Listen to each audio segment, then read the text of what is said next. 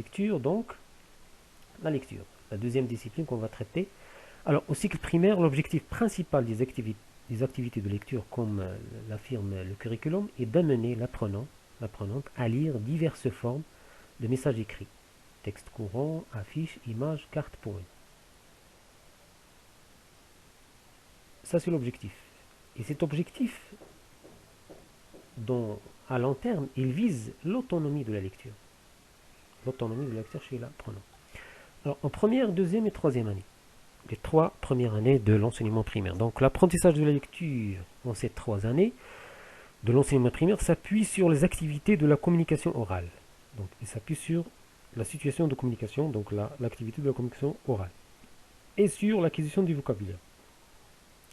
Donc, il doit permettre cet apprentissage à l'apprenant d'acquérir progressivement les habiletés, ce qu'on appelle les habiletés de base en lecture, pour devenir, bien sûr, un lecteur autonome. On a déjà cité ça. Donc, quelles sont ces habiletés de lecture? Donc, les habiletés de lecture sont au nombre de 5. Première habileté, c'est la conscience phonologique. La conscience phonologique, bien sûr, c'est de savoir associer, savoir identifier d'abord les phonèmes et faire différents jeux de manipulation sur ces sons. Distinguer ces sons, discriminer, assembler, fusionner, etc. Donc, les jeux, bien sûr, de conscience phonologique. Pardon.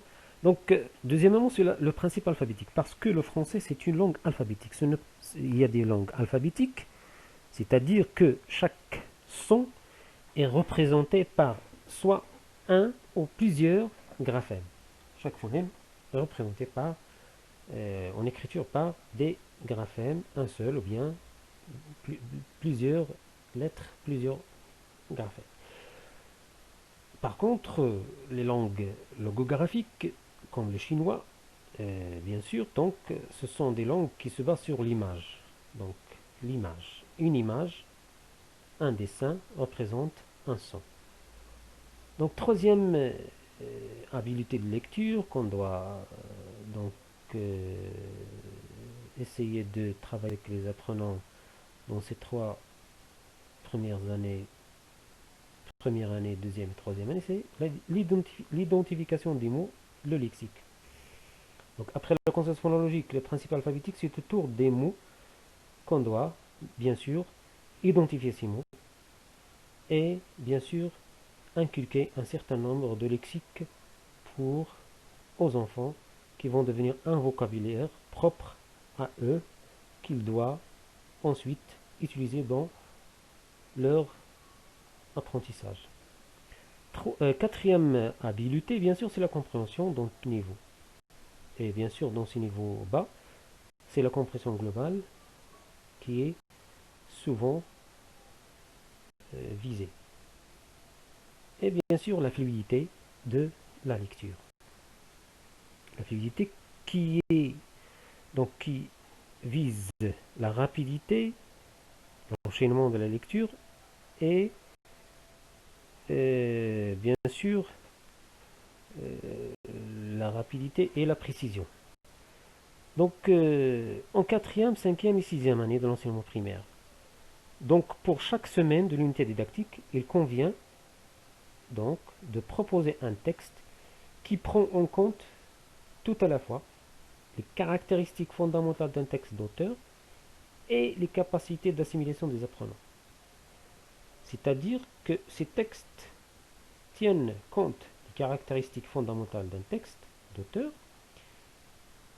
et avec le biais d'une transposition didactique, ces textes sont adaptés aux capacités d'assimilation des apprenants sans autant perdre ces caractéristiques fondamentales du texte d'auteur. Les comptes ici sont favorables pour cette équation. Donc, les différents types de lecture. Quels sont les différents types de lecture concernant les 3 années, 4e, 5e et 6e année? Donc, vous avez d'abord la lecture silencieuse, sélective. Qu'est-ce que ça veut dire sélective? Ça veut dire qu'il initie, l'objectif de cette lecture, initie l'apprenant à la lecture rapide en vue de pouvoir repérer dans un document écrit les informations utiles. Donc un survol du texte pour détecter, c'est une lecture silencieuse, rapide, pour détecter les informations d'une manière rapide et repérer ces informations dans un document écrit. Voilà pour le premier type de lecture. Deuxième type de lecture, bien sûr, c'est la lecture à haute voix. Et c'est la lecture courante et expressive en réinvestissant les voix. Leur voix, ça veut dire la voix des apprenants. En réinvestissant les savoirs en termes de prosodie. Donc lire à haute voix, d'une manière expressive, par le biais de réinvestissement des savoirs des apprenants en termes de prosodie et d'intonation, etc. Donc, pour troisième type de lecture, grand type de lecture, c'est la lecture silencieuse, mais où l'apprenant devrait pouvoir décoder des messages de plus en plus longs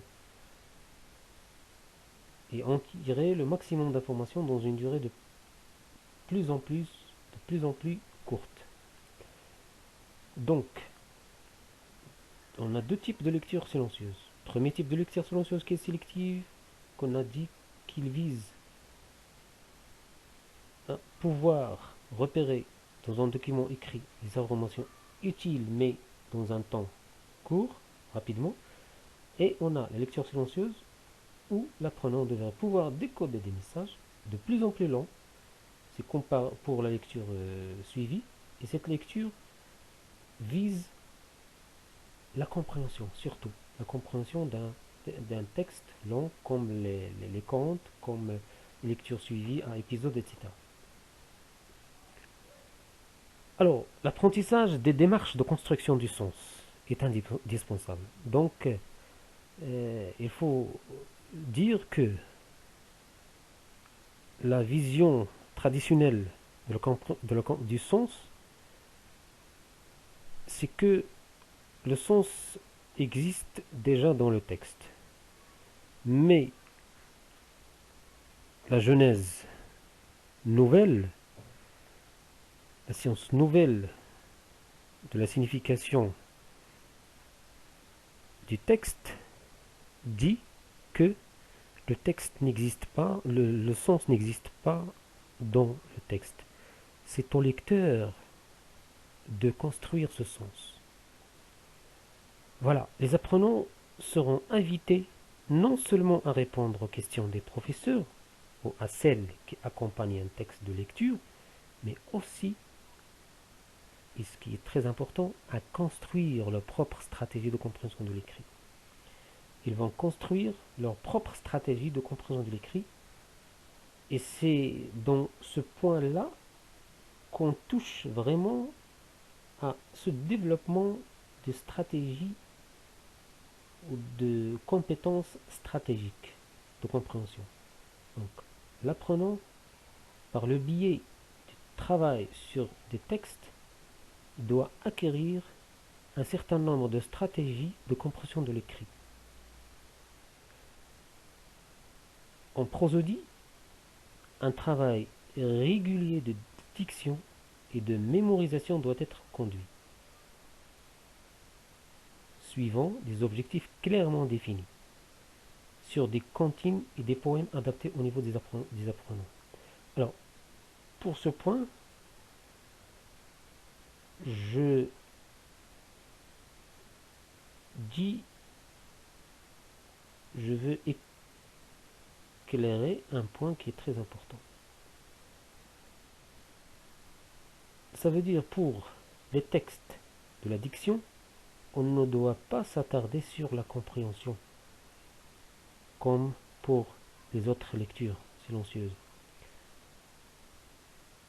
certainement, la compréhension est très importante, mais on doit se contenter de la compréhension globale, mais travailler surtout la prosodie. Car c'est l'objectif de ce type de lecture. Et on travaille sur des contines et des poèmes adaptés au niveau des apprenants, pour ne pas tomber dans un travail de construction de sens et de lecture silencieuse, sélective ou lecture silencieuse, où l'apprenant devrait pouvoir décoder un message long. Donc, c'est ça l'importance des objectifs de chaque leçon, de chaque séance, de chaque discipline. Notez bien donc, dès la troisième année, il est nécessaire de programmer pour chaque unité didactique l'étude d'une poésie en rapport avec le thème abordé. Car c'est très important de travailler sur un poème qui vise bien sûr le développement des capacités de prosodie, de prononciation, mais en même temps qui doit être propre à une unité didactique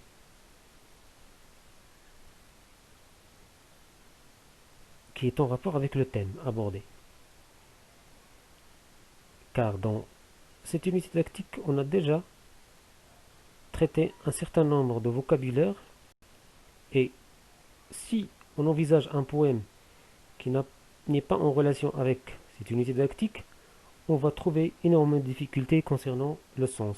Or, ce n'est pas le sens qui nous intéresse ici, c'est le travail de la diction.